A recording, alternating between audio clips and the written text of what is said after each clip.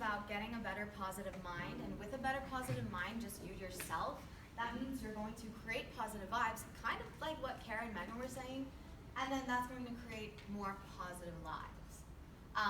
That sounds so cheesy, so preachy, but I'm telling you, it's so important.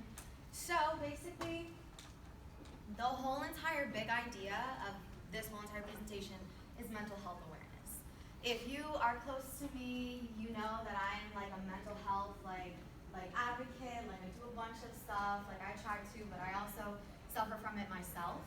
I suffer from depression, explosive anger. You know, everyone ran up to me and like signed my arm. It was actually kind of cool. I love the little attention.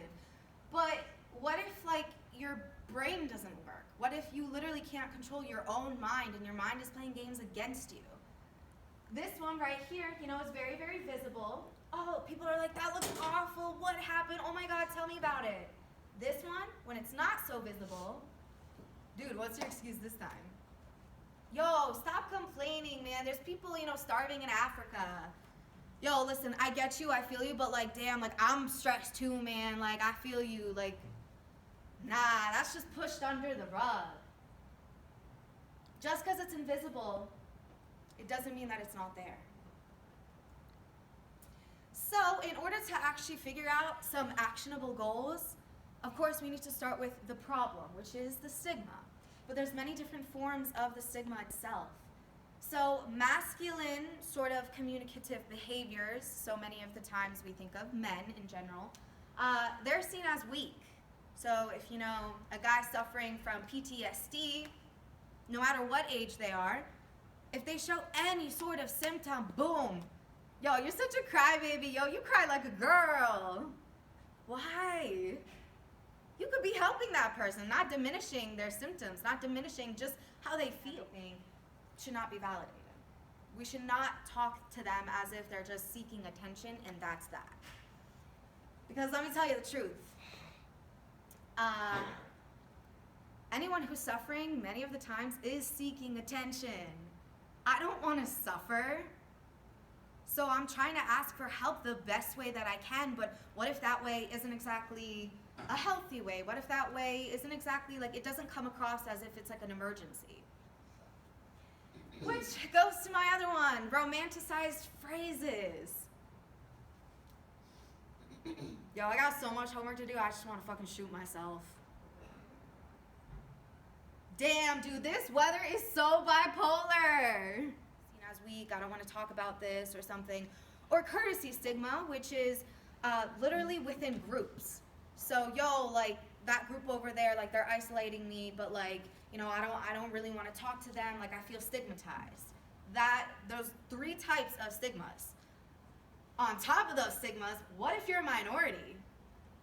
Yo, like, that's scary. That is scary. Minorities can range from different cultures and religions. African American, Muslim, Chinese, Asians, Hispanics, Latinx community, or different sort of groups. That could be veterans. Let me ask you guys this. 4th of July, right? Yo, I love fireworks. I love the sparklers. Cry, whoa, what's going on? When really, they've just had it, but they've been going through the same stuff for years maybe, for weeks maybe. You just didn't see them show it. Cool, y'all. And I know sometimes, especially when I was like in high school, it slipped up a lot. But unfortunately, there are actual diagnosed people with OCD. Even if you're not diagnosed, how you feel is still very, very relevant. There are people out there that literally go through depression. It's not just feeling sad, it's literally depression. You are in a rabbit hole and you have no idea how to get out. Even though sometimes you want to, but you don't know how.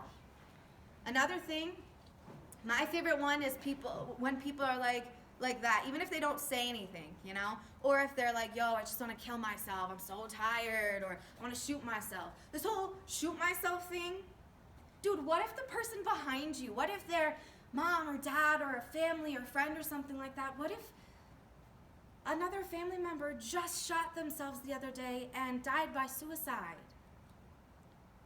I know you're stressed, I know you're tired, I got a lot of homework to do too, but man, if you really feel like killing yourself, then you should go get some help.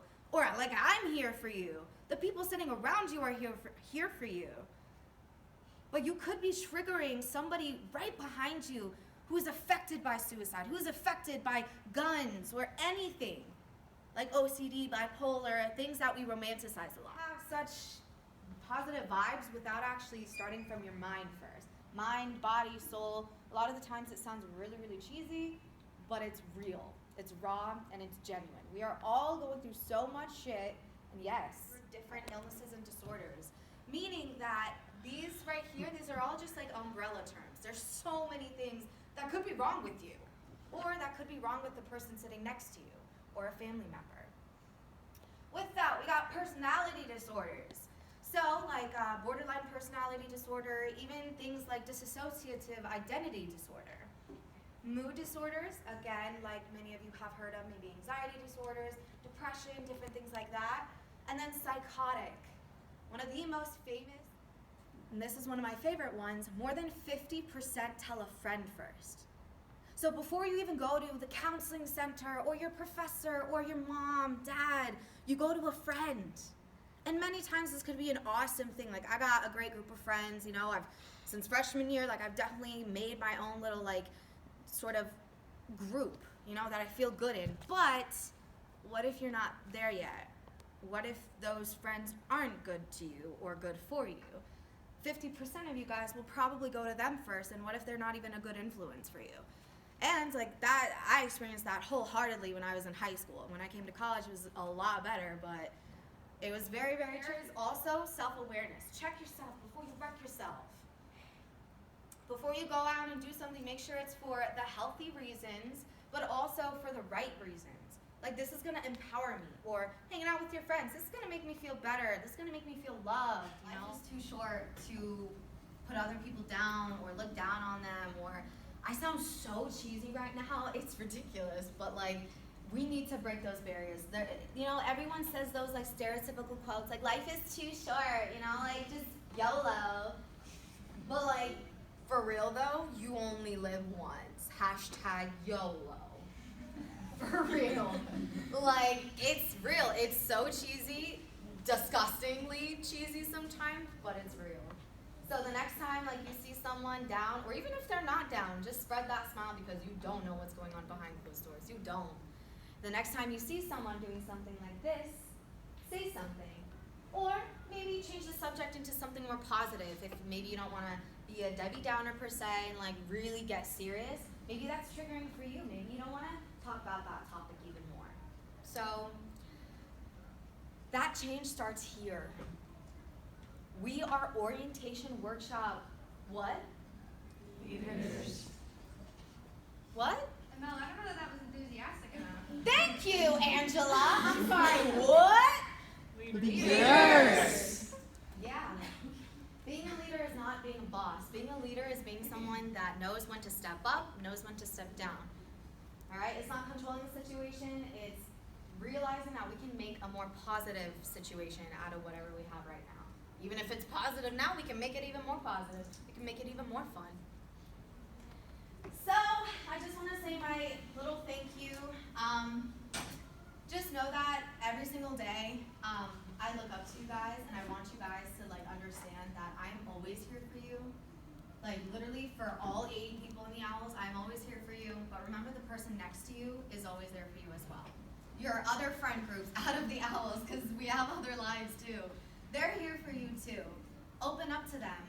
Another thing that is kind of important that doesn't get shared a lot is giving each other compliments, you know?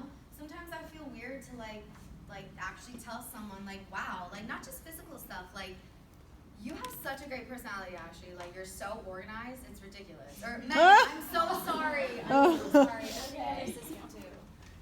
Or maybe it could be like, okay, like you're so fun. Literally, you're so fun. Anytime you come to admissions, you're so fun. You're always hyped about something. Gwen, why are you such a good dancer, Gwen? Oh my God, I'm done. But not just like, oh my God, I like your shirt. It's such a nice shirt. That can make a change too, but bigger things, you know? Bigger changes.